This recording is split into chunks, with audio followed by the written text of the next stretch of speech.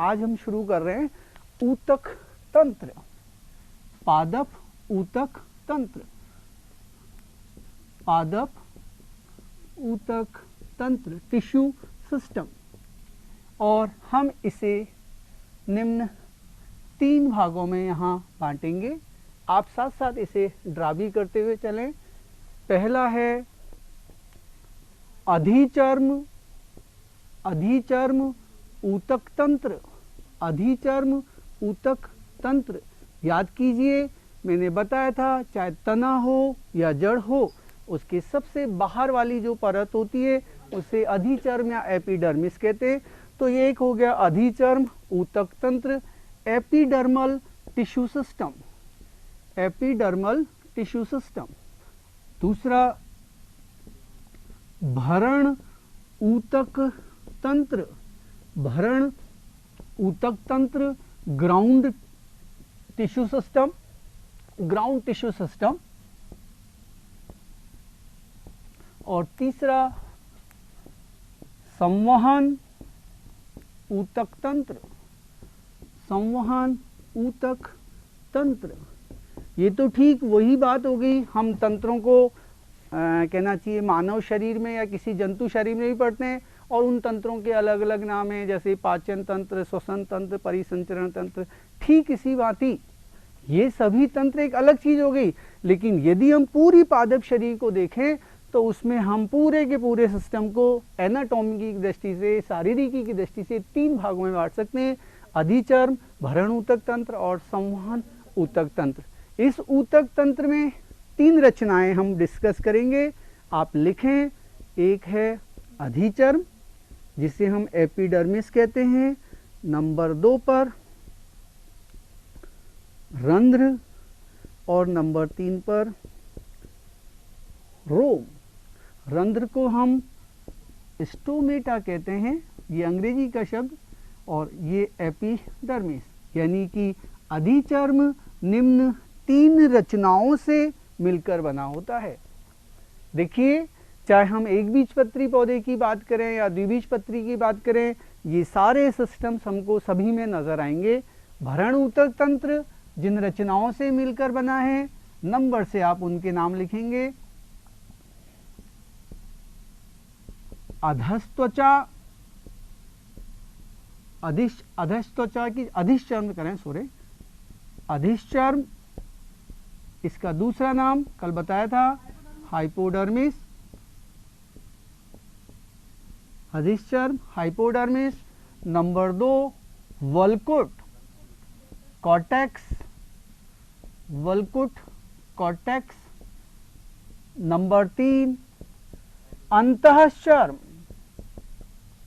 अंतःचर्म endodermis, अंतःचर्म endodermis. परिरंभ pericycle, मज्जा और मज्जा रश्मियां, मज्जा और मज्जा रश्मियां। एक और लिख देता हूं, नीचे दिख जाएगा, मज्जा रश्मियां। शायद आपके दिमाग में एक प्रश्न आ रहा होगा, कल हमने परिरंभ, मज्जा और मज्जा रश्मियों को तो उधर प्लीरोम के अंतर्गत रखा था, ठीक है, लेकिन यहां हमने टाइटल दिया है भरण ऊतक तंत्र। तो जब यहां तंत्र शब्द जुड़ गया तो उसमें हम एपिडर्मिस के अंदर, देखिए एक थोड़ा काल्पनिक चित्र यहां पर देखें। यदि मैं इसे एपिडर्मिस बांध रहा हूं और ये सेंटर में मान लीजिए यहां संवहन पूल बना दिए मैंने एक रिंग के रूप में, तो इस एपिडर्मिस को छोड़ दीजिए और इस संवहन पूल के क्षेत्र को छोड़ दीजिए। बाकी जो कुछ भी रिमेनिंग पार्ट पादप शरीर के अंदर है उस सबको हम क्या कहेंगे? तो भरण ऊतक तंत्र, ग्राउंड टिश्यू सिस्टम क्या है? एपिडर्मिस और संवहन पूल को छोड़कर शेष सभी ऊतकों से बना हुआ भाग क्या कहलाता है? आप देखो उस पहले नंबर पर केवल एपिडर्मिस आई है और इसमें आएंगे क्या? संवहन पूल, जाइलम और फ्लोएम। तो ये जो संवहन ऊतक तंत्र है इसमें है हम संवहन पूल के बारे में जानेंगे, वेस्कुलर बंडल्स। यहाँ पर इसे भी क्लासीफाई अभी साथ के साथ कर लें, फिर हम एक एक को बारी बारी से लेंगे। संवहन पुल 3 प्रकार के आप कीजिए। अरीय संवहन पुल, अरीय रेडियल। देखिए ध्यान दीजिए, संवहन पुल और संवहन ऊतक अंतर है दोनों में। एक तो मैंने बोला संवहन ऊतक, ठीक है, और एक संवहन पुल। बताइए क्या अंतर है? हाँ, यानी कि संवहन ऊतक का मतलब तो हो गया जैसे जाइलम ऊतक या फ्लोएम ऊतक, और जब दोनों को हम सामूहिक रूप से बोलेंगे, जब वो एक साथ होंगे, तब हम नाम देंगे संवहन पूल, वेस्कुलर बंडल्स। तो यहाँ संवहन पूल के मैं 3 प्रकार यहाँ बना रहा हूँ। नंबर 1 अरीय, नंबर 2 पर संयुक्त, संयुक्त को कॉन्जॉइंट कहते हैं, संयुक्त कॉन्जॉइंट, और नंबर 3 संकेंद्री। ये 3 प्रकार के संवहन पूल अलग अलग प्रकार के पादपों में देखने को मिलते हैं। अरीय, संयुक्त और संकेंद्री। बोलो, संकेंद्री कॉन्सेंट्रिक, हाँ इंग्लिश का टर्म है कॉन्सेंट्रिक। इसके कोई प्रकार नहीं है, इसके फिर 2 प्रकार कर दें आप संयुक्त के। नंबर 1 बहिफ्लोयमी, बहिफ्लोयमी, इसे दूसरा नाम भी दें कोलेक्ट्रल, कोलेक्टरल, बहिफ्लोयमी, कोलेक्ट्रल।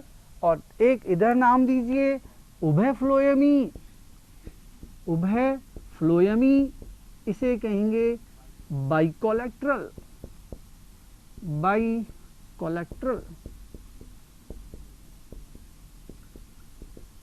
और बहिफ्लोयमी के फिर 2 प्रकार नीचे, एक बंद खुला, पहले बंद कर दीजिए, बंद, और एक खुले, बंद और खुले।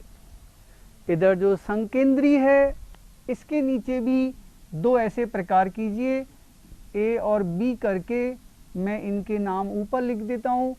एक है जाइलम केंद्री, जाइलम केंद्री, और नंबर 2 पर फ्लोयम केंद्री। ये एक पूरा क्लासिफाइड डायग्राम बन गया है टिश्यू सिस्टम का। हम बारी बारी से एक एक को लेंगे, समझेंगे, और जब आप इस पूरे टिश्यू सिस्टम को समझ लेंगे, तब आप कहीं जाकर तने की, पत्ती की और जड़ की आंतरिक संरचना को समझने के योग्य बनेंगे। तो ये आज जब तक नहीं समझ में आएगा, आपको उनकी संरचना समझ में नहीं आने वाली। शुरू करें। तीनों की लोकेशन पता लग गई। सबसे बड़ा जो टिश्यू सिस्टम है वो भरण ऊतक तंत्र है, लेकिन हम सबसे पहले बात करेंगे एपिडर्मल टिश्यू सिस्टम की, अधिचर्म ऊतक तंत्र की। अधिचर्म नाम से ही पता लग रहा है, ये पादप शरीर की सबसे बाहरी परत के रूप में मिलता है। हम इसमें सबसे पहले एपिडर्मिस को ले रहे हैं, एपिडर्मिस जो सबसे बाहरी परत बनाएगी। सामने देखिए एक चित्र बना हुआ है, थोड़ा सा, हाँ उसे बता बड़ा, हाँ देखिए, पहले पीछे देखें एक चित्र को। ये एपिडर्मल कोशिकाओं की बनी हुई एक परत है। आप इसे गौर से देखिए, इसकी सभी कोशिकाएं एक दूसरे के साथ सटी हुई हैं, डंबल शेप आकृति की है।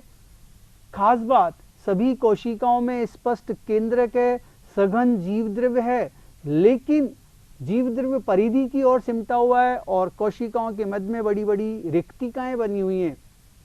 ठीक है, अंतर कोशिकीय स्थान इन कोशिकाओं के बीच में नहीं पाया जाता, इंटरसेलुलर स्पेस नहीं होता। अधिकांश पादप शरीर में ये एपिडर्मिस केवल एक परत मोटी ही होती है, और मैंने एक ही परत बनाई है, लेकिन कभी कभी किसी किसी पादप शरीर में और विशेष रूप से पत्तियों में ये एपिडर्मिस बहुस्तरीय भी हो जाती है। बहुस्तरीय समझ रहे हैं? मतलब एक के बाद एक कई परतें पाई जाती हैं। और ऐसा आपको एग्जाम्पल दूं, बरगद की पत्ती, बरगद की जो पत्ती होती है उसमें एपिडर्मिस एक परत की नहीं बल्कि कई परतों से मिलकर बनी होती है। बाकी अधिकांश पादपों में ये एक ही परत से बनी होती है। ठीक है, तो ये एपिडर्मिस जो आपने वहां देखी थी, आपको यदि वहां से चित्र नहीं बन पाया इधर से बना लें। ये देखिए कोशिकाएं, कोशिकाओं के बीच में ये अरीय भित्तियां, ठीक है, और ये स्पष्ट सा केंद्रक, हर एपिडर्मिस के ऊपर एक क्यूटीन, एक नाम यहां पर नया आ गया, क्यूटीन। क्यूटीन एक प्रकार का कार्बोहाइड्रेट होता है, और जब क्यूटीन इन एपिडर्मिस कोशिकाओं के ऊपर जमा हो जाता है तो एक रक्षात्मक परत बनाता है। कौन सी परत? रक्षात्मक, जिसे क्यूटिकल कहते हैं। तो देखिए क्यूटीन से ही एक नाम निकल कर आया, क्या? क्यूटिकल। क्यूटिकल एक रक्षात्मक परत है जो प्राय एपिडर्मिस के ऊपर पाई जाती है और क्यूटीन की बनी होती है। इस क्यूटिकल को हिंदी में लिख लें नाम, उप त्वचा कहते हैं। हिंदी का नाम क्या हो गया? उपत्वचा। यदि कार्य पूछा जाए तो सिंपल सा, चूंकि बाहरी परत के रूप में है, अतः ये एपिडर्मिस की कोशिकाओं की क्या करेगी? रक्षा करती है। ध्यान दीजिए, क्यूटिकल तने की एपिडर्मिस पर मिलती है, तने की एपिडर्मिस पर मिलती है, नो सर नहीं मिलती है, लेकिन मूल जड़ की एपिडर्मिस के ऊपर ये नहीं पाई जाती। लिख लेना, क्यूटिकल जड़ों की एपिडर्मिस के बाहर एब्सेंट होती है। तो कहां पाई जाती है? तने की एपिडर्मिस के ऊपर, और पत्तियों की एपिडर्मिस के ऊपर भी क्यूटिकल मिलती है।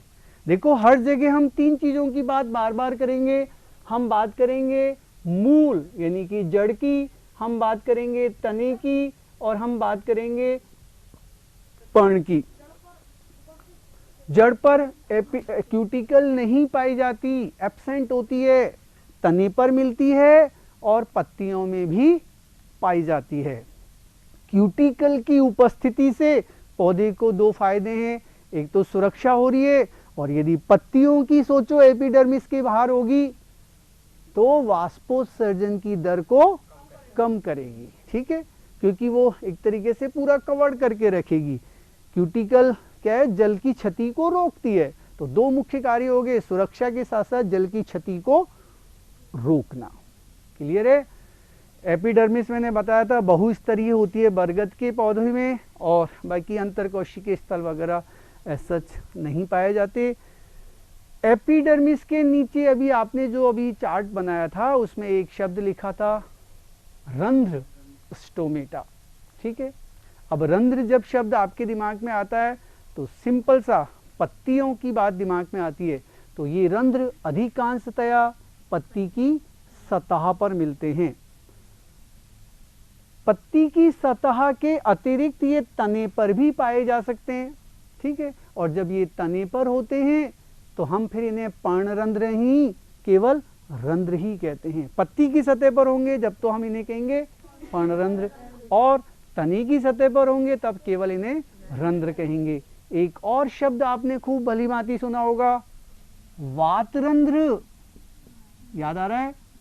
लेकिन वातरंध्र जो हैं, लेंटिसेल्स बोलते हैं इन्हें, ये तने की सतह पर मिलते हैं, कभी कभी जड़ की सतह पर भी दिखाई देते हैं, लेकिन ये प्राय बहुवर्षीय पौधों में होते हैं। कौन से पौधों में? बहुवर्षीय पौधे, वो जो लंबे समय तक जमीन पर उगे रहते हैं और जिनमें जब द्वितीयक वृद्धि हो जाती है तब कहीं जाकर ये वातरंध्र बनते हैं। तो अब हम दूसरी मॉडिफिकेशन, दूसरी अतिवृद्धि जो अभी अधिचरण पर ही पाई जाती है वो हम डिस्कस कर रहे हैं, और उसका नाम क्या है? बोलिए, स्टोमेटा या रंध्र। तो यहां जो हम रंध्र पढ़ रहे हैं वो देखा जाए तो पत्ती की सतह पर मिलने वाले रंध्र की बात कर रहे हैं। तो अब थोड़ा सा हम रंध्र, स्टोमेटा के बारे में जाने। हाँ बोलिए। हाँ कौन से? सभी पत्तियों की, प्राय सभी पत्तियों की एपिडर्मिस के ऊपर क्यूटिकल पाई जाती है। ठीक है, और एपिडर्मिस पत्तियों पर तो दो प्रकार की होती है, जब भी संरचना में आएगा, ऊपरी एपिडर्मिस और निचली एपिडर्मिस। जैसे कल्पना कीजिए, यदि ये पत्ती की सतह है, मैं इसे पत्ती मान लूं, तो एक तो इसकी ये ऊपर वाली सतह, ये ऊपर वाली सतह वो सतह हो गई जो प्रकाश की ओर है, इसे हम ऊपरी एपिडर्मिस कहेंगे। एक वो सतह जो नीचे है, जिसे प्रकाश कम उपलब्ध हो रहा है, उसे हम कहेंगे निचली एपिडर्मिस। तो पत्ती में तो एपिडर्मिस कितनी होती हैं? दो, ऊपर भी रंध्र पाए जाते हैं और नीचे भी पाए जाते हैं।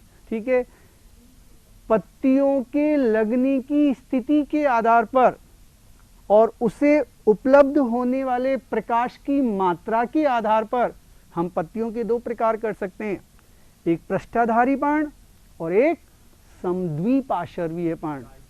ठीक है, नाम नहीं सुना आपने? पृष्ठाधारी, और एक को डॉर्सीवेंट्रल कहते हैं, एक को आइसोबाइलेटरल। क्लियर कर देता हूं अभी। जैसे मान लीजिए ये हम तना मान लें और ये मान लें पत्ती, और यदि पत्ती तने पर इस तरीके से लगी हुई है या थोड़ा सा और ऑब्लिक लगी हुई है, तो पत्ती की ऊपरी सतह को प्रकाश की मात्रा ज्यादा मिलेगी और नीचे वाली को कम। अतः ऊपरी सतह अधिक गहरे रंग की और निचली कम गहरे रंग की होगी। तो ऐसे में हम पत्ती को आसानी से विभेदित कर सकते हैं कि ऊपरी सतह कौन सी है और निचली कौन सी है, और ऐसी पत्तियों को पृष्ठाधारी पर्ण कहते हैं। पृष्ठाधारी में देखो दो शब्द छुपे हुए हैं, पृष्ठा प्लस धारी यानी कि आधार। तो दो सतह होगी, एक पृष्ठ सतह और एक अधर सतह। समझ में आया? ऐसी पत्तियां होती है द्विबीजपत्री पौधों में। जितने भी द्विबीजपत्री पौधे होते हैं सब में पृष्ठाधारी पर्ण होती है। अब हम दूसरी पत्ती की बात करें, वो है एक बीजपत्री पौधों में। उसमें पत्तियां इस तरीके से न लगी होकर ऐसी खड़ी लगी रहती हैं, यूं बिल्कुल स्ट्रेट। ऐसे में पत्ती की दोनों सतहों को समान मात्रा में प्रकाश मिलता है। ऐसे में हम स्पष्ट विभेदित नहीं कर सकते कि कौन सी ऊपरी है और कौन सी निचली, क्योंकि दोनों पत्तियों का रंग समान, दोनों सतहों का रंग समान होता है। ऐसी पत्तियों को समद्विपार्श्वीय कहते हैं। हम आगे चर्चा करेंगे जब पत्ती की इंटरनल स्ट्रक्चर जानेंगे। तो यहाँ पत्तियों में ऊपर और निचली दोनों सतहों पर क्यूटिकल पाई जाती है, उपत्वचा मिलती है। रंध्र, रंध्र में हम पत्ती की सतह पर पाए जाने वाले रंध्रों की बात कर रहे हैं। मैं और क्लियर कर दूं, यदि मैं पृष्ठाधारी पर्ण की बात करता हूं तो उसकी निचली सतह पर पर्णरंध्रों की संख्या ज्यादा होती है। ठीक है, और यदि मैं समद्विपार्श्वीय पर्ण की बात करूं तो उसमें लगभग दोनों सतहों पर लगभग पर्णरंध्र बराबर संख्या में होते हैं। लेकिन ध्यान दीजिए, पर्णरंध्र एपिडर्मिस पर ही मिलेंगे, कहीं दूसरे ऊतक पर नहीं मिलेंगे। अब देखिए कैसे, यदि मैं यहाँ एक एपिडर्मिस को वापस से थोड़ा सा ड्रा करूं तो आप देखिए बीच में मैंने कुछ कोशिकाओं को एक अलग आकृति का बनाते हुए और वापस कंटिन्यू कर दिया। बीच में आप दो कोशिकाएं कुछ अलग आकृति की देख रहे हैं, ये क्या है? ये रंध्र हैं। रंध्र, ये देखिए रंध्र तो वास्तव में ये वाली जगह है, इसे तो हम क्या कहेंगे? रंध्र। और रंध्रों को जो घेरी हुई कोशिकाएं हैं इन्हें द्वार कोशिकाएं कहें। तो इस पर्णरंध्र को हम एक दूसरे रूप में बना सकते हैं। आप यदि पर्णरंध्र के चित्र को थोड़ा सा गौर से देखें तो इस तरीके से पर्णरंध्र को दो सेम के बीच के आकार की कोशिकाएं चारों ओर से घेरे रहती है। ये दो सेम के बीच के आकार की कोशिकाओं को इनके दोनों तरफ बनाया हुआ है। इनके बिल्कुल बीच में ये केंद्रक है। आप चित्र को एक बार थोड़ा सा ड्रा करें, फिर एक्सप्लेन करता हूं। ये पर्णरंध्र की संरचना, चूंकि हम अधिचर्म ऊतक तंत्र पढ़ रहे हैं और उस एपिडर्मिस पर मिलने वाली अन्य रचनाओं की जानकारी ले रहे हैं, तो उनमें एक रचना ये भी होती है जिसे हम पर्णरंध्र या स्टोमेटा कहते हैं।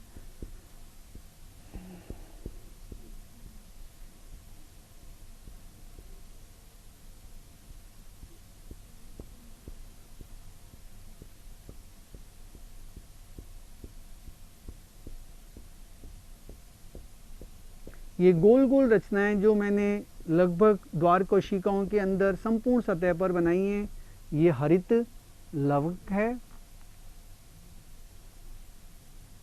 दोनों द्वार कोशिकाएं पर्णरंध्र को घेरे रहती हैं और इनके आसपास कुछ अन्य कोशिकाएं भी इस तरीके से अनियमित रूप से व्यवस्थित होती हैं। इन्हें हम गौण कोशिकाएं या सहायक कोशिकाएं कहते हैं।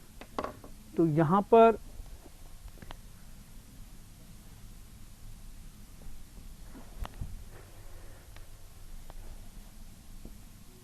द्वार कोशिकाएं, गार्ड सेल्स,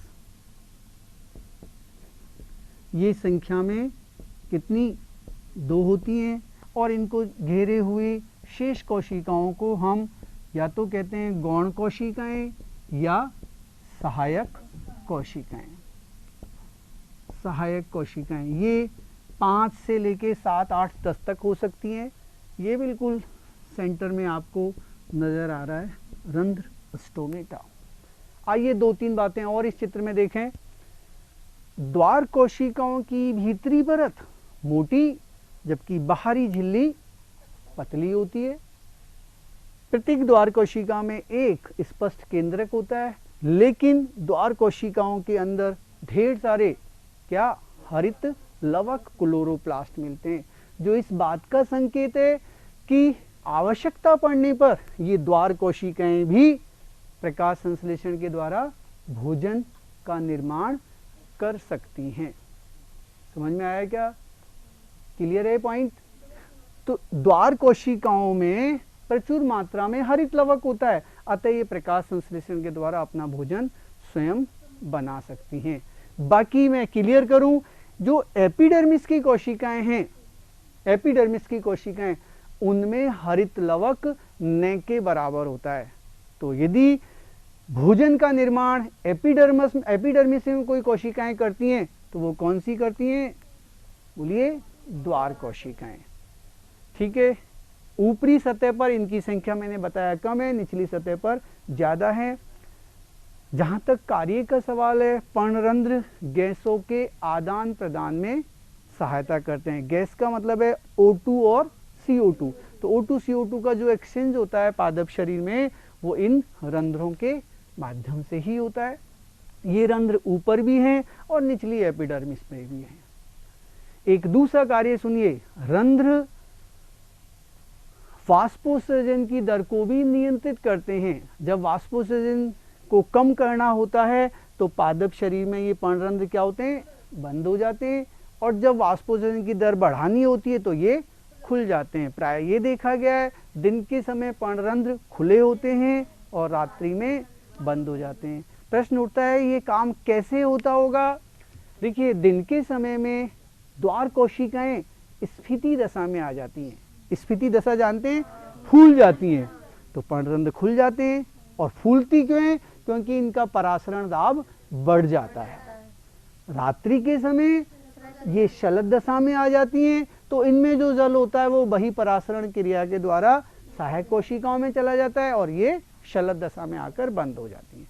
तो यहाँ हम बंद होने और खुलने की क्रिया को यहाँ डिस्कस नहीं कर रहे हैं, हम यहाँ संरचना पर ध्यान दे रहे हैं। ये चीज क्लियर हो गई। एक और नई बात सुनिए, एक बीजपत्री पौधे की जो पत्तियां होती है, एक बीजपत्री पौधे की पत्तियां, उनकी एपिडर्मिस की जो कोशिकाएं होती हैं, उनमें कुछ कोशिकाएं अलग हटकर और फूल जाती हैं। जैसे मान लो ये एपिडर्मिस कोशिका है, मैंने एक कोशिका को इस तरीके से ऐसे फूला हुआ बना दिया और फिर बाद में वापस से ये कोशिकाएं कंटिन्यू हो गई। दिख रही है फूली हुई?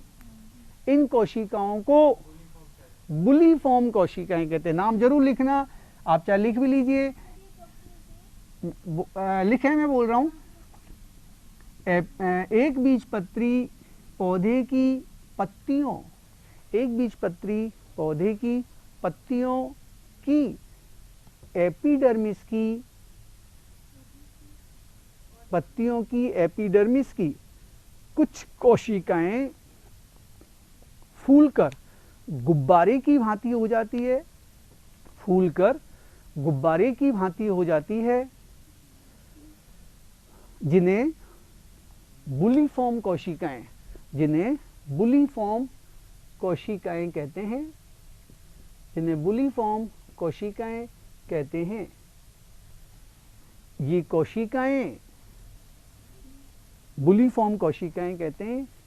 सोचो क्या काम करती होंगी ये कोशिकाएं। नहीं, पत्ती को मुड़ने में और खुलने में सहायता करती हैं, मुड़ने में और खुलने में। सोचो कैसे, एक बार इधर देखिए सभी। मान लीजिए ये कोई एक एपिडर्मिस है, एक बीजपत्री, और इस पर बुलिफॉर्म कोशिकाएं पाई जाती हैं। ठीक है, जब पत्ती को वाष्पोत्सर्जन की दर कम करनी होती है तो पत्ती क्या हो जाती है, मुड़ जाती है, रोल हो जाती है। रोल होने से पर्णरंध्र सारे बंद हो जाएंगे। तो पत्ती को रोल करने में कौन सहायता कर रही है, बुलिफॉर्म कोशिकाएं। तो बुलिफॉर्म कोशिकाएं, जिनमें कि एक तरीके से फूली हुई गुब्बारे की भांति है, पत्ती को मुड़ने में और खोलने में सहायता करती है। अतः ये वाष्पोत्सर्जन की दर को या पानी की क्षति को कम करती है। क्लियर हुआ क्या? रंध्र का कॉन्सेप्ट समझ में आ गया। एपिडर्मिस पर हम चर्चा कर रहे हैं, इसके अलावा बुलिफॉर्म कोशिकाएं क्लियर हो गई। हम उसी टिश्यू सिस्टम के तीसरे बिंदु पर आ रहे हैं। बताइए वो क्या है? रोम। कब होता है? जब पानी की क्षति को रोकना हो, जल की क्षति को रोकना हो, तब ऐसा होगा जब पत्तियां रोल हो जाएंगी। मतलब मान लीजिए पादप शरीर में पानी तो कम है और बहुत तेज धूप पड़ी हुई है, धूप में वाष्पोत्सर्जन की दर तेज हो जाती है, प्रकाश अधिक होगा, कहना चाहिए सनलाइट ज़्यादा होगी, टेम्परेचर ज़्यादा होगा, तेज हवाएं चलेंगी तो टीएसपी रेट, टीएसपी का मतलब है वाष्पोत्सर्जन की रेट बढ़ जाती है। अब वो दर कम कैसे हो? पत्तियां अपने आप को मोड़ लेती है, रोल कर लेती है। रोल करने से पर्णरंध्र अंदर ही अंदर बंद हो जाएंगे, वाष्पोत्सर्जन होगा ही नहीं। क्योंकि दिन के समय में ये पॉसिबल है और दिन में पर्णरंध्र खुले होते हैं। हमेशा हर पादप शरीर में पर्णरंध्र दिन में खुले रहते हैं, रात्रि को बंद हो जाते हैं। तो खुले पर्णरंध्र रहेंगे तो पानी की क्षति भी होगी, अतः उस क्षति को ये इस तरीके से भी दूर कर सकते हैं। हर पादप में नहीं, जिन पादप शरीर में बुलिफॉर्म कोशिकाएं उपस्थित हैं। आप देखिए नीम के पौधे में, अशोक के पौधे में ऐसा थोड़ी होता है। हाँ, बुलिफॉर्म कोशिकाएं एक बीजपत्री है, द्विबीजपत्री में वो अलग चीज है बेटे। वो इस एक छात्र ने क्वेश्चन किया है छुई मुई के पौधे में। वहां तो देखिए एक अलग प्रकार की गति हो रही है। वहां हम उस छुई मुई के पौधे को टच करते हैं तो असल में हम टच करते हैं उसकी जो पत्तियां होती है, उनके आधार भाग पर एक रचना मिलती है पल्विनस करके, उसको टच करते हैं। तो उससे क्या होता है, टच करते ही कोशिकाओं की जो स्फीति दशा होती है, उनका सारा पानी वहां से निकलकर और नीचे आ जाता है और वो शलद दशा में आके लटक जाती हैं। ऐसा क्यों हुआ? क्योंकि उस पर हमने एक दाब लगाया, एक टच मात्र किया, तो एक स्पर्श मात्र से ही वो उनमें सारा का सारा पानी निकल के बाहर नहीं आता, नीचे आधार भाग में चला जाता है। लेकिन जब वो दाब हटता है तो वापस से वो धीरे धीरे मूव करता हुआ पर्णकों तक फिर पहुंच जाता है। और जैसे ही पर्णक वापस से स्फीति दशा में आते हैं, पत्ती वापस से हमें तरोताजा नजर आती है। वहां पर्णरंध्र का कोई कॉन्सेप्ट नहीं है, वहां तो एक तरीके की गति हो रही है। ठीक है, देखिए हम बात कर रहे हैं अब अगला टॉपिक इसी टिश्यू सिस्टम का, और वो है रोम।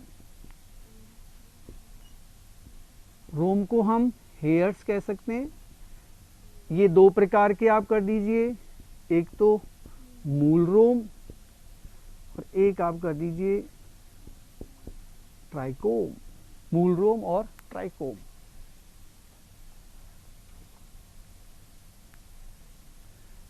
नाम से पता लग रहा है, मूल रोम ऐसे रोम हैं जो जड़ की एपिडर्मिस के ऊपर पाए जाते हैं।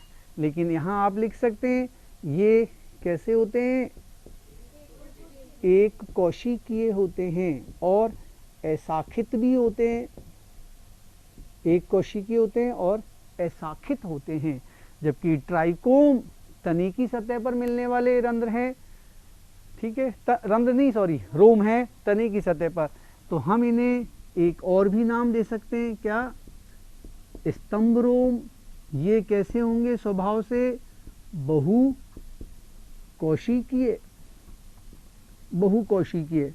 और ये शाखित भी हो सकते हैं और अशाखित, ये दोनों तरह से हो सकते हैं, शाखित और अशाखित।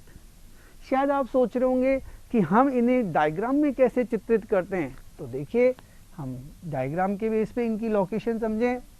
हम वापस बनाएं एपिडर्मिस की एक परत का चित्र। ये एपिडर्मिस की 3 कोशिकाएं, यहाँ देखिए मैंने इस कोशिका से एक ऐसा प्रवट निकाल दिया, आया नजर? ये एपिडर्मिस की कोशिका है। एपिडर्मिस अभी हम सबसे बाहर है, अभी हम पादप शरीर की सबसे बाहरी परत का ही तो अध्ययन कर रहे हैं। तो ये एपिडर्मिस, इस एपिडर्मिस से देखो मैंने एक छोटा सा ऐसा उभार रोम जैसी रचना निकाल दी। मैंने इसे क्या कहा? मूल रोम, इसलिए कहा कि ये एपिडर्मिस मूल की है। ये एक कोशिकीय मूल रोम हो गया, ठीक है। ऐसा नहीं है इस कोशिका से नहीं निकल रहे, लेकिन जैसे एक मूल रोम यदि यहाँ पर है तो फिर दूसरा मूल रोम 3-4 कोशिकाओं के कहीं बाद में फिर नजर आएगा। तो ये तो मूल रोम हो गया। अब मूल रोम की चर्चा कर रहे हैं तो क्लियर कर दूं, मूल रोम जड़ की संपूर्ण सतह पर नहीं होते। जैसे मान लीजिए यदि मैं इस जड़ की रचना बनाऊं इस तरीके से, तो ये इसका शीर्ष भाग हो गया, बिल्कुल नीचे टॉप पे, ठीक है। फिर और हम पीछे चले, मैंने बताया था विभाजनशील, फिर वृद्धिशील और फिर परिपक्वन क्षेत्र। तो मूल रोम जड़ की परिपक्वन क्षेत्र में मिलते हैं और परिपक्वन क्षेत्र ये वाला हो गया, ठीक है। यहाँ पर मूल रोम होंगे, ठीक है। अब यदि हम इस हिस्से की काटें मूल रोम जड़ की और फिर हम उसकी एपिडर्मिस पर मूल रोम की कल्पना करें, हमें मूल रोम दिखाई नहीं देंगे। परिपक्वन क्षेत्र की सतह पर मूल रोम होंगे, एक कोशिकीय होंगे। कार्य जल तथा खनिज लवणों का अवशोषण करना।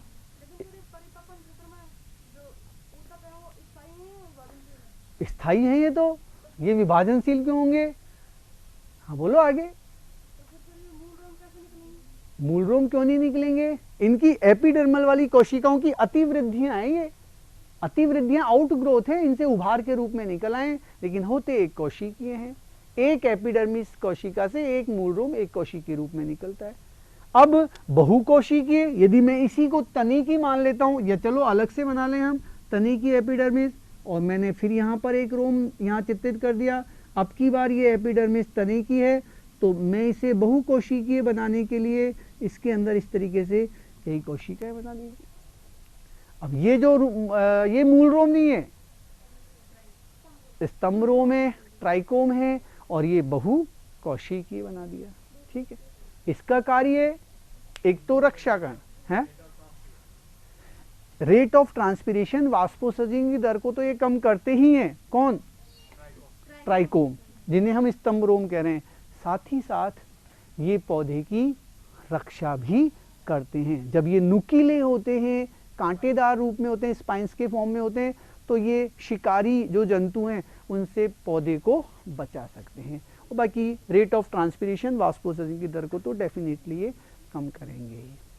क्लियर कर दूं, मूल रोमों की संख्या एपिडर्मिस पर कहीं जरूरत से ज्यादा होती है, जबकि तने पर मिलने वाले स्तंभ रोम इतनी प्रचुर मात्रा में नहीं पाए जाते, ठीक है। हम इन्हें ट्राइकोम भी कहें, स्तंभ रोम भी कहें, स्टेम हेयर्स कहें, शूट हेयर्स कहें, बात एक ही है। अलग अलग आकृति के भी हो सकते हैं ट्राइकोम, ये कोई जरूरी नहीं है कि बिल्कुल स्ट्रेट हो। कई ट्राइकोम आप देखिए इस तरीके से निकलकर और ऐसे ऊपर से जाकर नुकीले हो सकते हैं, तारे जैसी आकृति के हो सकते हैं, डंबल शेप भी हो सकते हैं। एक बिंदु जो हम पीछे रह गया उसे मैं वापस रिपीट करूं, जब हमने रंध्र पढ़ा था, ठीक है, तो वहां एक अंतर बताना मैं भूल गया था, याद रखना उस अंतर को। द्विबीजपत्री पौधों में जो पर्णरंध्र होते हैं, द्विबीजपत्री पौधों के पर्णरंध्र, उनकी द्वार कोशिकाओं की आकृति सेम के बीज के आकार की होती है। इस तरीके से जो मैंने चित्र बनाया था ना, ये वाली कोशिकाएं, ये कैसी थी? सेम के बीज के आकार की, ठीक है। ये तो द्विबीजपत्री पौधों में पर्णरंध्र की द्वार कोशिकाएं, द्विबीजपत्री पौधों में पर्णरंध्र की द्वार कोशिकाएं सेम के बीच के आकार की होती है, किडनी शेप्ड, ठीक है। जबकि एक बीजपत्री पौधों में पर्णरंध्र की द्वार कोशिकाएं डंबल आकृति की होती हैं। एक बीजपत्री पौधों के पर्णरंध्र की द्वार कोशिकाएं डंबल आकृति की। अब डंबल देखिए कैसे, ये है डंबल शेप।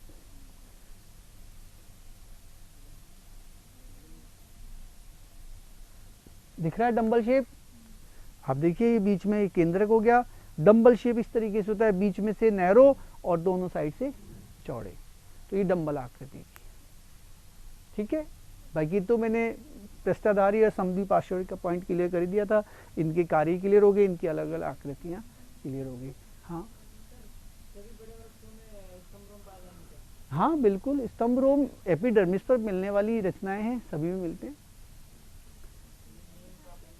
हाँ नहीं तो अब जैसे नीम और पीपल के पौधों की बात करें तो एक्चुअल में हम उनके यदि नीचे आधार भाग के तने को देखें तो वहां स्तंभ रोम की हम कल्पना ही नहीं कर सकते। वजह क्योंकि वो भाग तो द्वितीयक वृद्धि से बना हुआ लकड़ी जैसा पार्ट हो गया है, बिल्कुल एक तरीके से निर्जीव सा पार्ट हो गया है, जिसको हम कास्ट कहेंगे। द्वितीयक वृद्धि वहां हो चुकी है, तो वहां हम स्तंभ रोम की कल्पना नहीं कर सकते। वहां तो एक प्रकार के वातरंध्र और बार्क या छाल बन जाती है। लेकिन जो नए सिरे पर, जो ऊपरी सिरे पर शाखाएं बन रही हैं, बिल्कुल नई तरुण भाग जहां बन रही हैं, वहां पर हमें स्तंभ रोम आसानी से दिखाई देते हैं। एक वर्षीय जो पौधे होते हैं जिनका जीवन काल 3 या 4 महीने में पूरा हो जाता है, उनकी सतह पर हमें स्तंभ रोम बहुत आसानी से दिखाई दे सकते हैं। आप भली भांति देख सकते हो आपके आसपास जो भी छोटे छोटे पौधे नजर आ रहे हैं, इवन की छोटे आंखों से ही हमें बहुत इजीली दिखाई देते हैं। सतह पर बहुत सारे रोम ट्राइकोम के रूप में हमें मिलते हैं।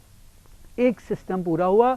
हम बात कर रहे हैं दूसरे टिश्यू सिस्टम की, और वो है भरण ऊतक तंत्र। भरण ऊतक तंत्र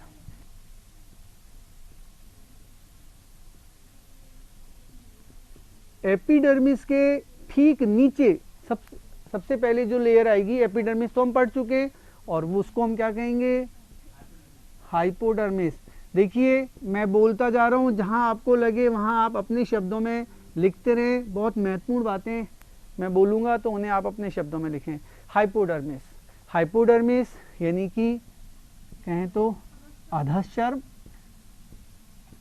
पहली मुख्य बात, ये परत केवल और केवल द्विबीजपत्री तने में ही होगी, जड़ों में तो होती नहीं है। लिख लेना, इस परत का जड़ों में क्या होता है, अभाव होता है, जड़ों में नहीं पाई जाती। और तने में भी होती है तो किसमें, द्विबीजपत्री तने में ही होती है। इससे क्या पता लग रहा है कि एक बीजपत्री तने में भी हाइपोडर्मिस नहीं पाई जाती, ठीक है।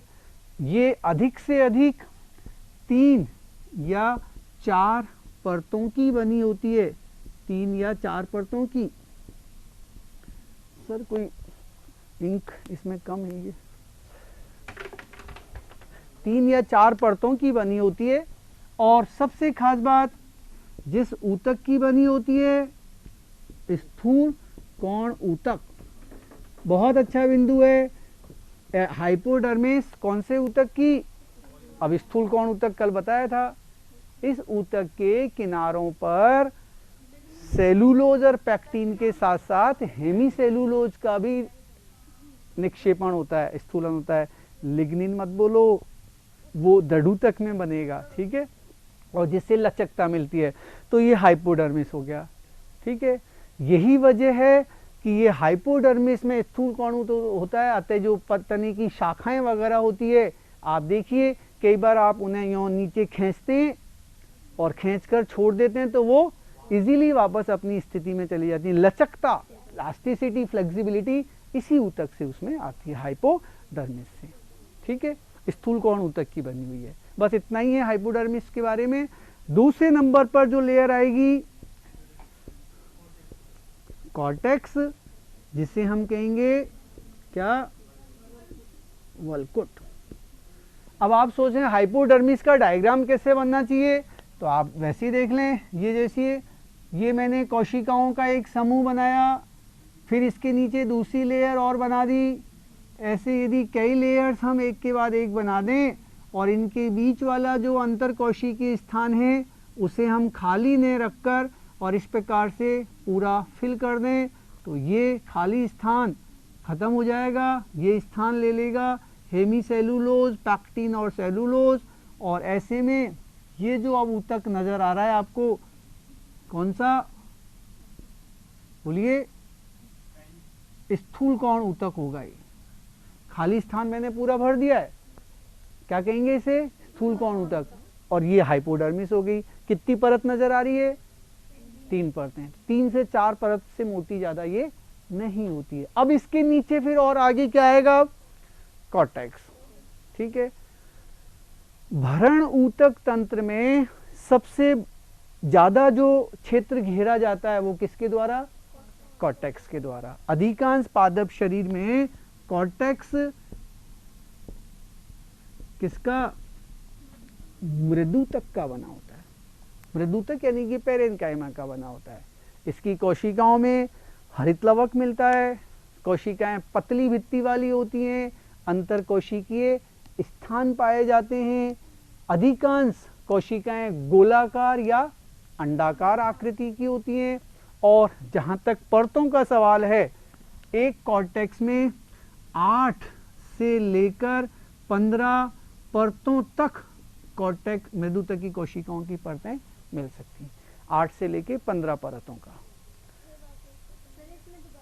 दोबारा से बताएं, देखो कॉर्टेक्स की कोशिकाएं 8 से लेके 15 परतों तक की हो सकती हैं। कोशिकाएं गोलाकार या अंडाकार आकृति की होती हैं। इनके बीच में अंतर कोशिकीय स्थल पाया जाता है। अंतर कोशिकीय स्थल पाया जाता है। हरित लवक इन कोशिकाओं में मिलता है, अतः ये प्रकाश संश्लेषण भी कर सकती हैं। हरित लवक, जीवद्रव्य तो डेफिनेटली सघन होगा ही। एक और बात सुनिए जो मैंने कल भी डिस्कस की थी, यदि हम जलोद्भिद पौधे के तने के कॉर्टेक्स को देखें तो बताओ उसका कॉर्टेक्स कौन से ऊतक का, वायुतक। तो वायुतक का मतलब क्या हो गया, वहां पर भी कॉर्टेक्स जो है वो मृदुतक ही है, लेकिन उनके बीच में बड़े बड़े क्या हैं, अंतर कोशिकीय स्थल हैं। अब वो देखो कैसे बनेंगे, यानी कि जलोद्भिद पौधे का जो कॉर्टेक्स होगा ना, उसका चित्र आप कुछ इस तरीके से बनाएंगे।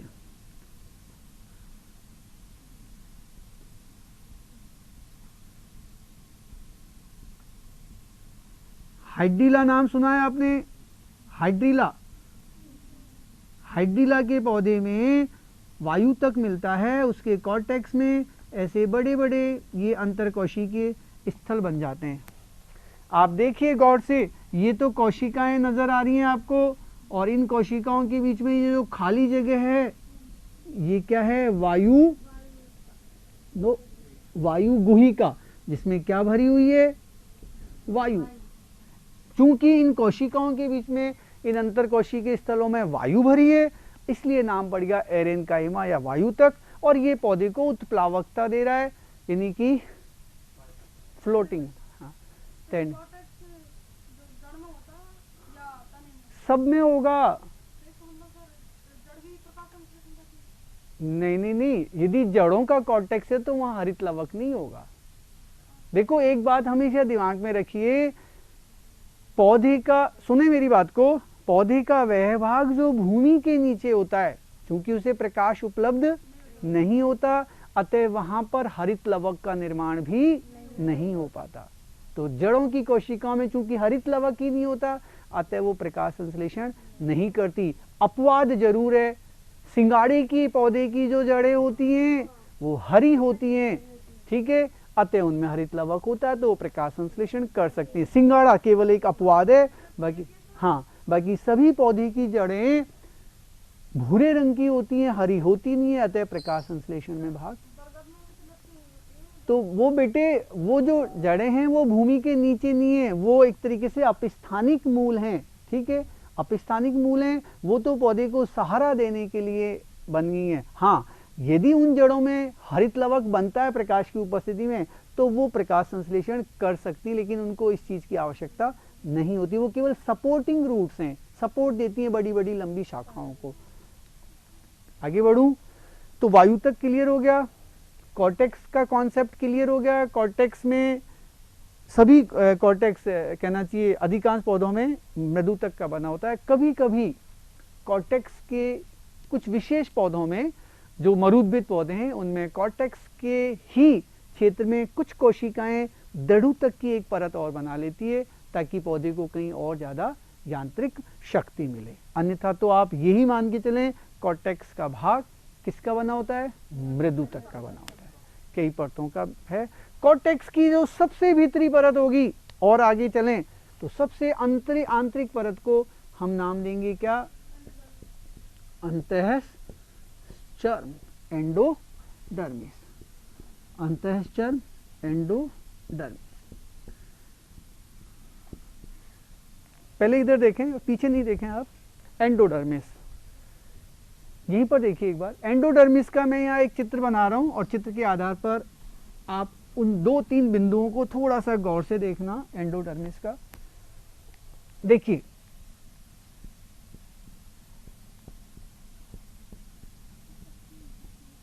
एंडोडर्मिस की कोशिकाएं भी एपिडर्मिस की भांति मैंने डंबल आकृति की बनाई है, ठीक है। इनके बीच में वही मैंने क्या केंद्रक बना दिया। इसके ऊपर की कोशिकाएं जरा सोचिए, कॉर्टेक्स की कोशिकाएं होंगी, ये कॉर्टेक्स ही तो होगा, ठीक। बहुत विशेष बिंदु है यहां पर, एंडोडर्मिस की कोशिकाओं की भित्ति पर जब सुबेरीन और लिग्निन जैसे पदार्थ जमा हो जाते हैं तो वहां पट्टियां बन जाती हैं, पट्टियां बन जाती हैं। तो अब देखिए हमने यहां ये पट्टी बना दी एक, ये इसकी भित्ति पर बन गई, एंडोडर्मिस की कोशिका की भित्ति पर। फिर आगे बढ़े, यहां पर भी एक पट्टी बन गई। ये पट्टियां ऐसे कंटिन्यू रहती है, लेकिन जैसे इस कोशिका में नहीं बनी फिर आगे यहां बन गई। इन पट्टियों को जहां पर लिग्निन और सुबेरिन का स्थूलन हुआ, इनको हम कहते हैं कैस्पेरियन पट्टियां, ये कहलाती हैं कैस्पेरियन पट्टियां, ठीक है। लेकिन गौर कीजिए, मैंने एक कोशिका छोड़ दी, वहां नहीं बनाई, वजह सुने। एक मिनट रुकें। इस एंडोडर्मिस के अंदर जाइलम फ्लोएम है, और कल मैंने जाइलम के 2 प्रकार बताए थे, प्रोटो जाइलम, मेटाजाइलम। तो इस मान लीजिए इस कोशिका के ठीक आगे यहां पर मैंने एक जाइलम बना दिया और मैंने इसे नाम दिया क्या, प्रोटोजाइलम। तो प्रोटोजाइलम के ठीक सामने वाली जो कोशिका होती है एंडोडर्मिस की, उसमें कैस्पेरियन पट्टिकाएं नहीं मिलती, और इस कोशिका को हम मार्ग कोशिका कहते हैं। तो अब देखो बहुत अच्छा बिंदु क्या निकल के आया, एंडोडर्मिस की वह कोशिका, लिख लें, एंडोडर्मिस की वह कोशिका जो प्रोटोजाइलम के ठीक सामने स्थित होती है, प्रोटोजाइलम के, एंडोडर्मिस की वह कोशिका जो प्रोटोजाइलम के ठीक सामने स्थित होती है, पर कैस्पेरियन पट्टी नहीं पाई जाती, कैस्पेरियन पट्टी नहीं पाई जाती। इसे मार्ग कोशिका या पैसेज सेल, ये नाम भी दे दीजिए आप, पैसेज कोशिका कहते हैं। मार्ग कोशिका या पैसेज कोशिका कहते हैं। सुनिए ध्यान से, और एक बिंदु दिमाग में क्लियर करना, इस पे नहीं था, ये क्यों नहीं जमी उसकी वजह बताते हैं। देखो इसके बाहर की जो मैंने कोशिका बनाई वो क्या है, कॉर्टेक्स। इससे और हम बाहर चलेंगे, यहाँ हाइपोडर्मिस मान सकते हैं, आ सकती है, जरूरी भी नहीं है, मैंने कहा था जड़ में हाइपोडर्मिस होती नहीं है, जड़ में नहीं होती, तने में होती है। और सबसे बाहर क्या होगी? एपिडर्मिस। चलो मैं एक कल्पना करता हूं इस समय जड़ की संरचना की। तो जड़ में एपिडर्मिस से ऊपर मूल रोम होंगे, पानी ऊपर मूल रोम से, एपिडर्मिस से कॉर्टेक्स से होता हुआ कहां पहुंचा? एंडोडर्मिस में। अब यदि एंडोडर्मिस की सभी कोशिकाओं पर ये पट्टी होगी तो ये पट्टी पर चूंकि सुबेरिन लिग्निन है, अतः ये जल को अंदर नहीं जाने देंगे। अतः ये कोशिका ही वो कोशिका होगी जहां से जल अंदर जाएगा, क्योंकि इस पर उसका अभाव है। ये पूरे एंडोडर्मिस पूरी एक सर्किल में है, तो ऐसी एक ही कोशिका नहीं है, इस पूरी एंडोडर्मिस में ऐसी 4, 5, 6 भी हो सकती है। ठीक है, अतः वो पैसेज सेल ही वो सेल है, मार्ग कोशिका ही वो कोशिका है जो जल को कॉर्टेक्स से अंदर जाइलम तक ट्रांसफर करती है, क्योंकि इन कोशिकाओं से जल अंदर नहीं जा सकता। आया समझ में? इसे हम कैस्पेरियन पट्टिका कहते हैं। जड़ों में ये बहुत ही स्पष्ट दिखाई देती है, तने में भी ये कहीं कहीं पर। वैसे तने में एंडोडर्मिस इतनी स्पष्ट नहीं होती, जड़ों में ज्यादा स्पष्ट होती है। ठीक है, एक वलय के रूप में, घेरे के रूप में हमें दिखाई देती है। हम जड़ की संरचना को पढ़ेंगे कल, तब आपको और भी ज्यादा इसका एंडो नहीं कैस्पेरियन मैंने कहा ना, तने में एंडोडर्मिस जो है वो इतनी स्पष्ट नहीं होती। द्विबीजपत्री तने में तो होती है, एक बीजपत्री में तो होती नहीं है, और वहां पर कैस्पेरियन पट्टिका का कोई कॉन्सेप्ट नहीं होता। मार्ग कोशिकाएं भी वहां पर नहीं होती है। क्लियर हो गया? एंडोडर्मिस एक ही परत बनी मोटी परत है और स्पष्ट कोशिकाएं हैं। एंडोडर्मिस के फिर अंदर चलें तो पहली चीज जो मैं कल भी बता दिया था, इस एंडोडर्मिस के अंदर अब जो कुछ भी है उसको हम क्या कहते हैं? रंभ या स्टील कहते हैं। तो रंभ की सबसे बाहरी परत कौन सी आ गई? अब बोलिए, परिरंभ। परिरंभ। अब परिरंभ के लिए देखिए, इसी के नीचे की कोशिकाएं, जैसे ये यदि मैंने एंडोडर्मिस बनाई है तो इसी के नीचे एक परत मोटी, ये देखिए ऐसे हम मृदुतक की कोशिकाओं से बनी हुई है जड़ में, तो ये क्या बन गई? परिरंभ। आ रहा समझ में? यानी कि एंडोडर्मिस के ठीक भीतर वाली परत क्या है?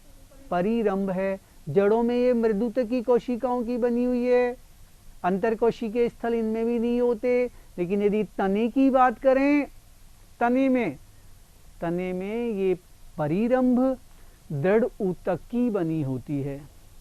एक बीजपत्री तने में तो होती ही नहीं है। मेरी बात को ध्यान से चाहे नोट कर लेना, एक बीजपत्री तने में एंडोडर्मिस भी नहीं होती, परिरंभ भी नहीं होती, और कॉर्टेक्स भी स्पष्ट नहीं होता। एंडोडर्मिस, कॉर्टेक्स, हाइपोडर्मिस और परिरंभ, ये चारों ही एक तरीके से अनुपस्थित होते हैं। किसमें?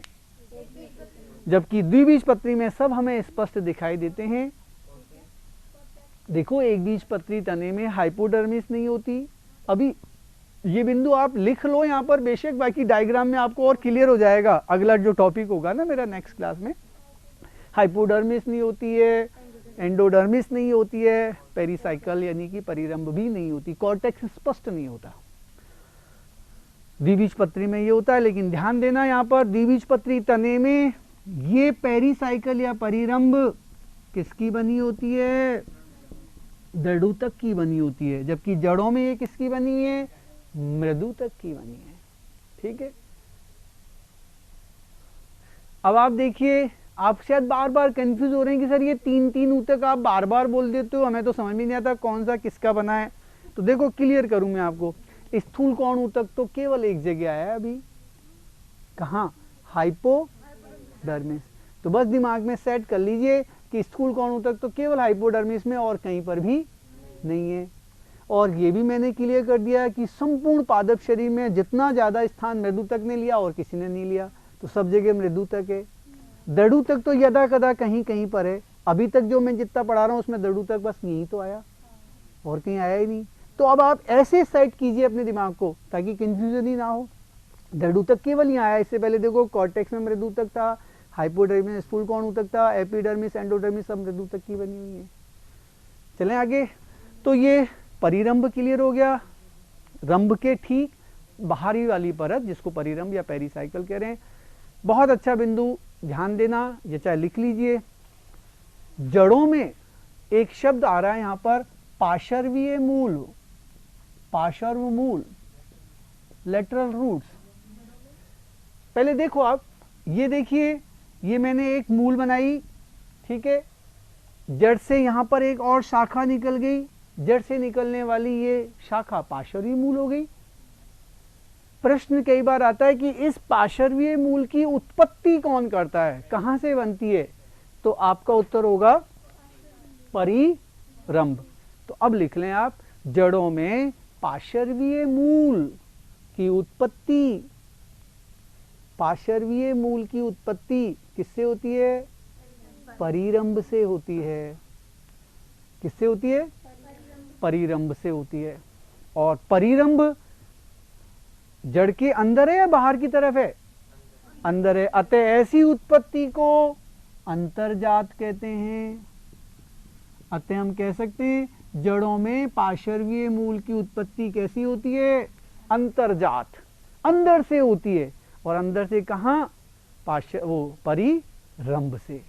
अब आपके दिमाग में प्रश्न आ रहा है, चलो ये तो हमने जड़ की शाखा की बात करी, तने में भी तो शाखाएं निकलती हैं। ये शाखा निकली, क्या इसकी उत्पत्ति अंतर्जात होती है? नो, इसकी उत्पत्ति अंतर्जात नहीं होती, ये परिरंभ से नहीं बनती, ये एपिडर्मिस के ही भाग से विकसित हो जाती है। तो हम इसे, इसकी उत्पत्ति को बहिर्जात कहेंगे। तो अब आप शायद क्लियर हो गए कि जड़ों में पार्श्वीय मूल की उत्पत्ति अंतर्जात और तने में शाखाओं की उत्पत्ति बहिर्जात होती है। एक एंडोजीनस और एक क्या, एक्सोजीनस होती है।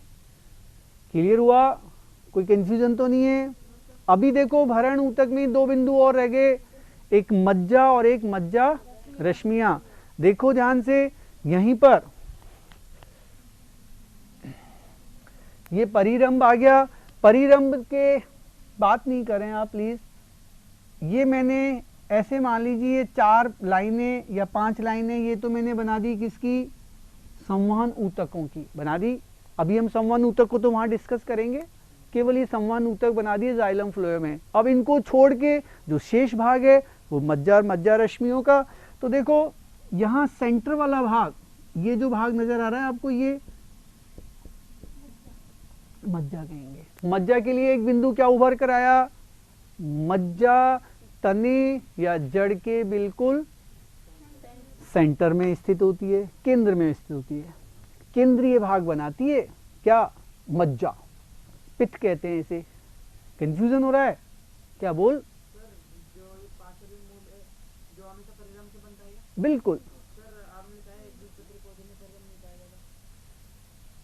अरे बेटा, तने में, तने के लिए कहा है मैंने, वो तुमने गलत लिख लिया। मैंने वहां बोला था एक बीजपत्री तने में, एंडोडर्मिस, परिरंभ, हाइपोडर्मिस, कॉर्टेक्स ये स्पष्ट नहीं होते। एक बीजपत्री तना बोला था मैंने, जड़ नहीं बोला था। हाँ ठीक है। क्या परिरंभ होती है जड़ में, द्विबीजपत्री हो चाहे एक बीजपत्री, परिरंभ होगी। ठीक है। अब आपको बार बार ये कंफ्यूजन हो रहा है एक बीजपत्री द्विबीजपत्री का, इतना क्लियर हो जाएगा अगली क्लास जब आप संरचना पढ़ोगे ना मूल की, तब आपको सारे पॉइंट्स क्लियर हो जाएंगे। आप पहले यहां पर देखिए लोकेशन, मज्जा तने या जड़ के बिल्कुल सेंटर में, मध्य में होती है। मज्जा की कोशिकाएं वही किसकी, मृदुतक की बनी होती हैं। इन कोशिकाओं के बीच में पर्याप्त अंतर कोशिकीय स्थान होता है, पतली भित्ति वाली होती हैं और यदा कदा भोजन को संग्रहित संचित करने का भी काम करती हैं। रिपीट कर देता हूं, मज्जा केंद्रीय भाग में स्थित है, मृदुतकी कोशिकाओं से बनी है, अंतरकोशिकीय स्थान पाए जाते हैं और भोजन का भी क्या करती है, संग्रह करती है, संचय करती है। एक बीजपत्री तने में मज्जा स्पष्ट नहीं होती है, ध्यान रखना। एक बीजपत्री तने में, बाकी सब में स्पष्ट दिखाई देंगी, एक बीजपत्री तने में मज्जा नहीं होती। और एक पॉइंट, इंटरेस्टिंग पॉइंट, मज्जा और मज्जा रश्मियां पत्तियों में भी नहीं होती। ठीक है, पत्तियों में नहीं मिलती मज्जा और मज्जा रश्मियां। रश्मियां अभी क्लियर नहीं हुआ, देखें इधर एक बार बोर्ड की तरफ नजरें होनी चाहिए सबकी।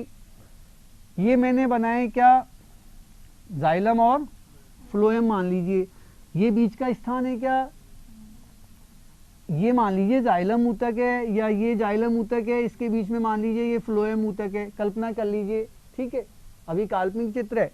तो मज्जा रश्मियां देखिए कैसे बनती हैं। जब मज्जा की ये मृदुतकी कोशिकाएं आकार में लंबी होकर और अरीय रूप में विन्यासित होकर और ऐसे बाहर एंडोडर्मिस तक पहुंच जाती हैं, तब हम इन्हें कहते हैं मज्जा रश्मियां। रश्मियों को हम एक और नाम दे सकते हैं, मज्जा किरणें। और किरणें आप जानते हो बिल्कुल ऐसे स्टेट जाती हैं। तो ये मज्जा किरणें एक्चुअल में मज्जा की कोशिकाओं से ही बनी है, लेकिन बनती कब है ये द्वितीयक वृद्धि के दौरान बनती हैं। तो शायद बिंदु अब ये निकल के आया, द्वितीयक वृद्धि के दौरान मज्जा की कोशिकाएं, द्वितीयक वृद्धि के दौरान मज्जा की कोशिकाएं संवहन ऊतकों के बीच में, संवहन ऊतकों के बीच में से तो निकल रही है, बीच में अरीय विन्यासित होकर, अरीय विन्यासित होकर क्या बनाती है, मज्जा रश्मियां, मज्जा किरणें, या इंग्लिश में कहें तो मेडुलरी रेज बनाती हैं, मेडुलरी रेज। तो ये था भरण ऊतक तंत्र, ग्राउंड टिश्यू सिस्टम, जिसमें हमने हाइपोडर्मिस को डिस्कस करा, कॉर्टेक्स को करा, एंडोडर्मिस और क्या रहा, नहीं, हाइपोडर्मिस, कॉर्टेक्स, एंडोडर्मिस, पेरिसाइकल, मज्जा और मज्जा रश्मियां। ठीक है, ये भरण ऊतक तंत्र कंप्लीट हो गया। हम आते हैं तीसरे ऊतक तंत्र पर, और वो है संवहन ऊतक तंत्र।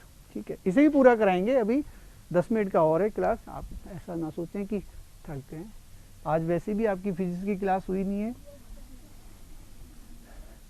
कोई कंफ्यूजन हो इन दो सिस्टमों तक तो देखें, वहां मैंने एक रे डायग्राम बना रखा है, यहां पर हम चित्र के साथ इसे पढ़ेंगे। और ये यहां पर भी इस टॉपिक में भी कुछ टर्म्स ऐसी आएंगी जो स्टूडेंट्स को, यानी कि 12th क्या आगे बीएससी तक कर जाते हैं, लेकिन वो टर्म्स कंफ्यूज ही करती रहती हैं। वेस्कुलर बंडल्स के नेम, कहीं पर कॉन्जॉइंट वर्ड आ रहा है, कहीं कोलेक्टर आ रहा है, कहीं बही फ्लोएमी आ रहा है, कहीं उभय फ्लोएमी आ रहा है, और कंफ्यूजन लास्ट तक बना रहता है। तो वो कंफ्यूजन मैं ये चाहता हूँ आज क्लास से जब आप बाहर निकलें तो यहीं पर क्लियर हो जाना चाहिए। अब देखिए, संवहन पूल का मैंने अर्थ शुरू में ही बता दिया था। जब जाइलम और फ्लोएम साथ साथ होते हैं तो हम संवहन पूल शब्द यूज करते हैं, और जब जाइलम को कहीं अलग और फ्लोएम को अलग हम पढ़ें तब संवहन ऊतक। संवहन ऊतक पौधे के शरीर का वो ऊतक है जो पौधे में जल, खनिज लवण या भोज्य पदार्थ के संवहन में, ट्रांसफर में काम आता है। यानी कि भोजन को, जल को और खनिज लवणों को स्थानांतरित करने में काम करने वाला ऊतक संवहन ऊतक कहलाता है। कंडक्टिंग टिश्यू भी हम इसे कहते हैं। चलो एक प्रश्न करता हूं, मानव शरीर में संवहन ऊतक कौन सा है? मानव शरीर का, मानव शरीर में संवहन ऊतक कौन सा है? हैं? एक ने कहा अनुपस्थित होता है। अब वो इसलिए कह दिया उसने क्योंकि उसमें जाइलम फ्लोएम ही नहीं होते। मानव शरीर में जाइलम फ्लोएम होते ही नहीं है। मैंने प्रश्न किया मानव शरीर के संवहन ऊतक को क्या नाम देते हैं? हम सभी जानते हैं, हम इसे रुधिर कहते हैं। रुधिर ही तो है ये, हर चीज को इधर से उधर ट्रांसफर नहीं करता। एक और ऊतक है रुधिर के साथ साथ, ब्लिम्फ, लसिका। तो मानव शरीर में दो संवहन ऊतक हैं, रुधिर और लसिका। कुछ क्वेश्चंस के आंसर्स आपको आते हैं लेकिन आप आंसर दे नहीं पाते, बिल्कुल हेजिटेट हो जाते हैं कि आंसर क्या निकलना चाहिए, लसिका। ठीक है, अब देखिए संवहन ऊतक तंत्र में जो संवहन पूल हैं वो कितने प्रकार के, 3 प्रकार के संवहन पूल, 3 प्रकार के संवहन पूल होते हैं, 3 प्रकार के। देखो इधर नंबर 1 अरीय, नंबर 2 संयुक्त और नंबर 3 सकेंद्री। ठीक है, पहले हम अरीय की बात कर रहे हैं। क्या संवहन ऊतक तंत्र हम पढ़ रहे हैं जिसमें जाइलम फ्लोएम की लोकेशन, उनकी पोजीशन पढ़ेंगे, उनकी अरेंजमेंट को, विन्यास को पढ़ेंगे। तो उनके विन्यास से संवहन पूल बनता है और संवहन पूल हमने 3 प्रकार के वहां लिख दिए। अब एक एक को बारी बारी से हम ले रहे हैं। अरीय पर आइए, अरीय का दूसरा नाम भी रेडियल मैंने लिखा है। देखिए यहां एक चित्र में बना रहा हूं, साथ साथ आप भी बनाइए।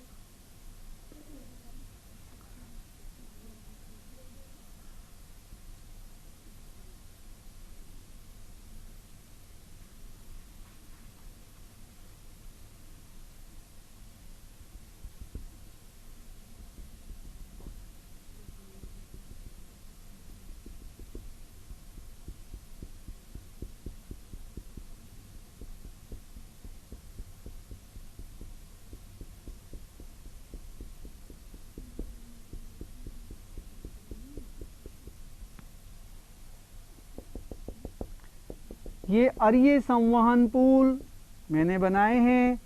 आप देखिए जो मैंने अलग अलग जगह कुछ ऐसे पैचेज समूह से बनाए हैं, इसमें ये वाला भाग फ्लोएम और इसे हम कहेंगे जाइलम। अब जब फ्लोएम जाइलम की बात करी तो मैं और क्लियर कर दूं, मैंने कल इनके 2 नाम और दिए थे, भूल गए, अब क्लियर कर लो। और देखो और क्लियर कर दो, मैंने यहाँ एक शब्द लिखा दारू, इसका दूसरा नाम जाइलम। लेकिन सुने ध्यान से, जब ये जाइलम में द्वितीयक वृद्धि हो जाती है तो ये द्वितीयक जाइलम में बदल जाता है और फिर हम इसको क्या कहने लगते हैं, कास्ट। ठीक इसी भांति फ्लोएम, फ्लोएम का दूसरा नाम है पोषवाह और जब इसमें द्वितीयक वृद्धि होती है तब हम उसे कहते हैं बास्ट। तो ये ऐसे कंफ्यूजन आप दूर कर लें। जाइलम को कास्ट भी कहते हैं, फ्लोएम को बास्ट कहते हैं और उनके हिंदी के नाम दारू और पोषवा। इधर देखिए अरीय संवहन पूल की थोड़ी स्थिति देखें, सबका ध्यान बोर्ड पे होना चाहिए। ये मैंने जड़ की आंतरिक संरचना से संवहन पूल का डायग्राम लिया है। ये जो लाइन आपको नजर आ रही है ये एंडोडर्मिस है। कौन सी है?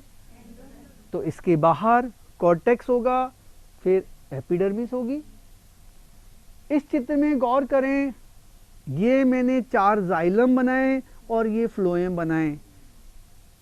अरीय संवहन पूल में जाइलम और फ्लोएम अलग अलग त्रिज्याओं पर स्थित होते हैं।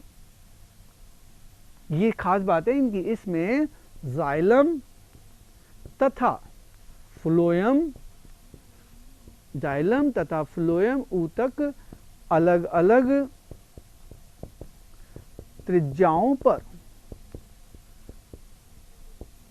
मिलते हैं, अलग अलग त्रिज्याओं पर मिलते हैं।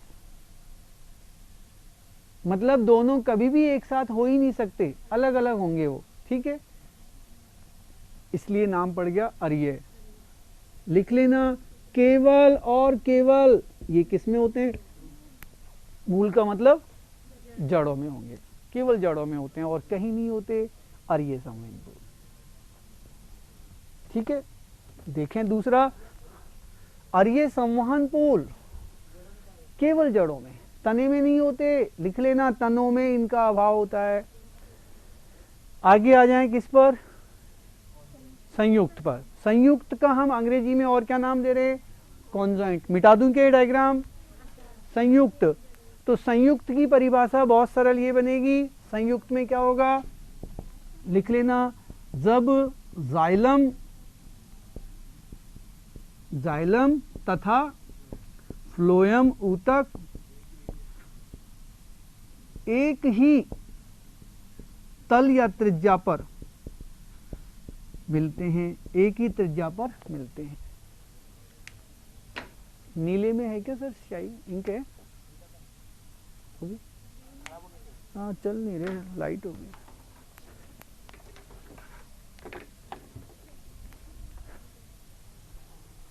एक ही त्रिज्या पर है। अब देखिए उसके मैंने दो प्रकार किए, बही फ्लोएमी और उभय फ्लोएमी, बही फ्लोएमी और उभय फ्लोएमी। तो देखो नाम पर थोड़ा सा जाएं, बही का मतलब बाहर, फ्लोएम का मतलब फ्लोएम ऊतक, यानी कि इसमें फ्लोएम क्या होगा, बाहर का मतलब जब भी हम बाहर शब्द यूज करेंगे इसका मतलब है परिधि की तरफ, यानी कि मज्जा से दूर, और मज्जा को हम केंद्र भी कह सकते हैं, तो केंद्र से परे कोई चीज है तो हम उसे बाहर कहेंगे। उभय फ्लोएमी, उभय का मतलब होता है कॉमन, जैसे एक शब्द दिया था उभयचर, एम्फीबिया, मेंढक एम्फीबियन है, जल में भी रहता है थल में भी, तो यहां पर उभय फ्लोएमी आ रहा है, इसका मतलब है फ्लोएम बाहर भी है और क्लियर हो गया। अब ये तो हिंदी के शब्द तो क्लियर हो जाते हैं यहाँ पर, लेकिन अंग्रेजी के शब्द कंफ्यूज करते हैं, तो मैं यहाँ पर 3 डायग्राम्स बना रहा हूँ, ये संयुक्त के आप डायग्राम साथ साथ बनाएं तब और क्लियर होगा। संयुक्त जो संवहन पुल है उसके 3 डायग्राम्स बनेंगे, तीनों को यहाँ ड्रा करें।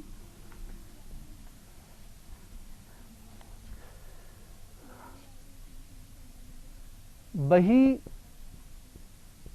फ्लोएमी कोलेट्रल, बही फ्लोएमी कोलेट्रल, बहुत इजी डायग्राम्स हैं, देखें गौर से।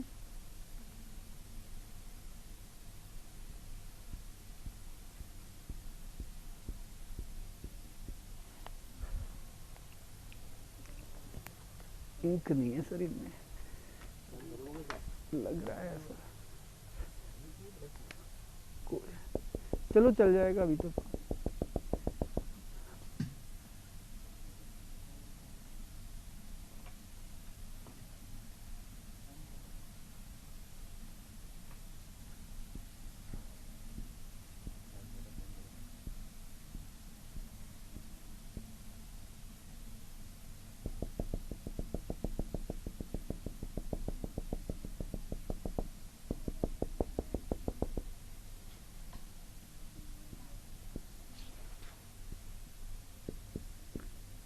बंद खुले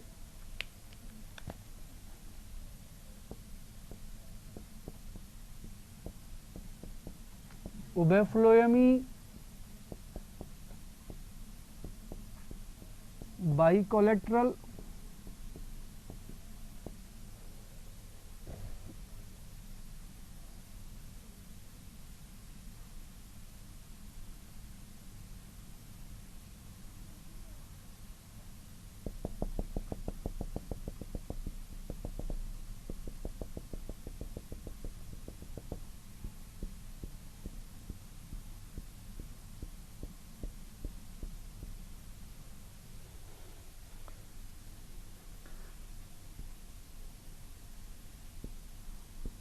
phloem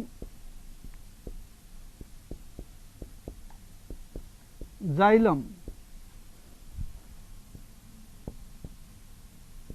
cambium xylem phloem phloem.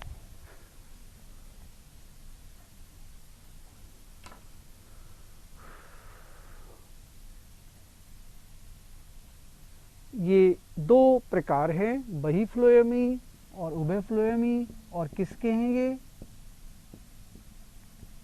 संयुक्त के।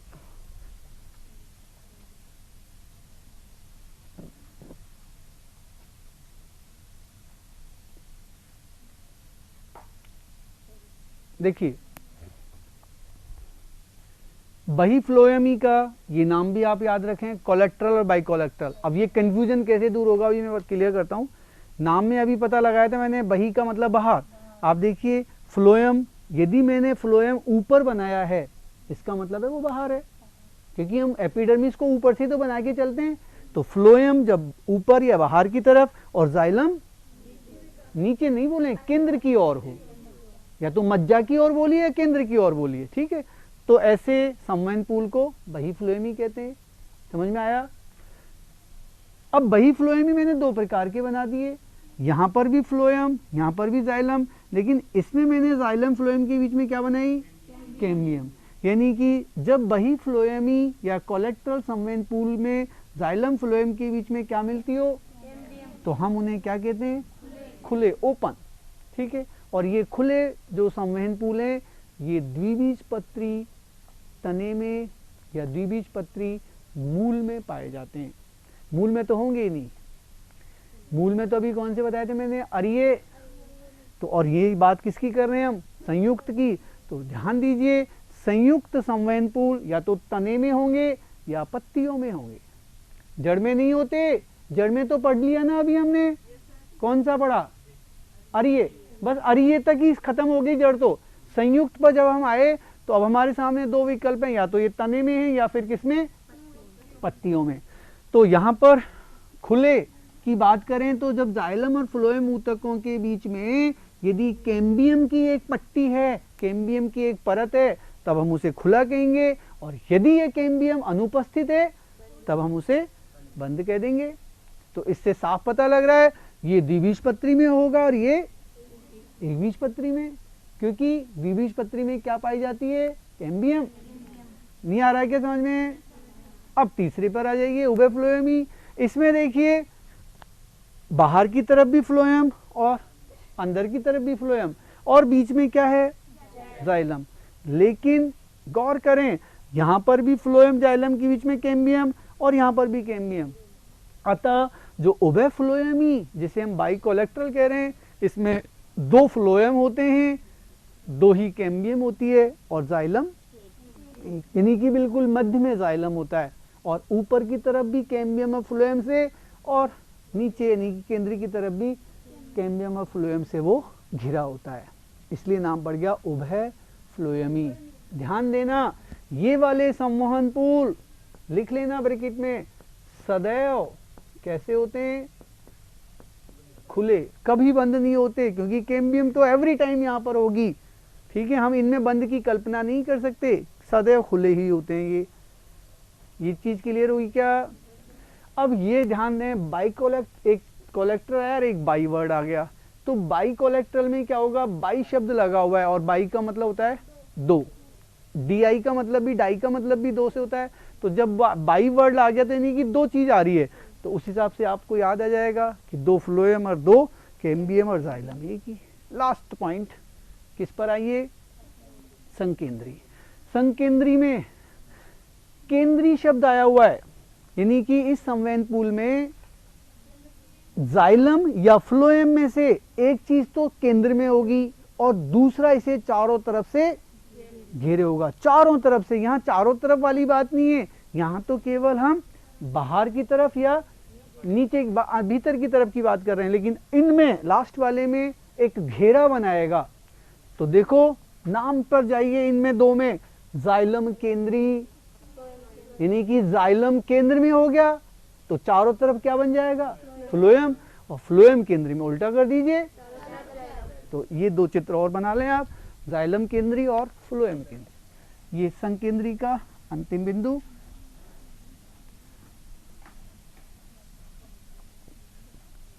संकेंद्री ऐसा संवहन पूल जिसमें कोई एक ऊतक अपने चारों तरफ से दूसरे ऊतक से घिरा होता है।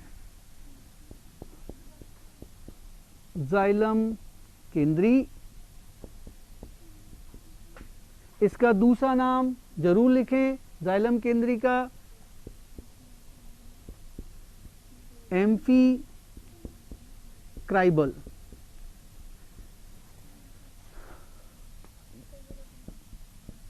फ्लोएम केंद्री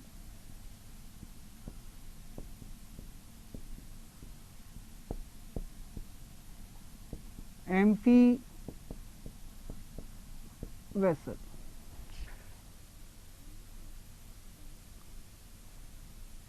जाइलम केंद्री, इसमें हम केंद्र में किसको बनाएंगे? और देखिए जहां जहां पर भी आप जाइलम बना रहे हैं उसका संकेत है कि उसे हम लाइनें खींचकर ड्रा कर रहे हैं, और फ्लोएम को हम डॉट डॉट करके ड्रा कर रहे हैं। तो ये चारों तरफ तो फ्लोएम हो गया, और बीच में क्या हो गया? हम फ्लोएम को पीएच लिख सकते हैं और जाइलम को XY लिख दें, ठीक है। फ्लोएम केंद्री में देखिए अब की बार उल्टा बना दें, फ्लोएम को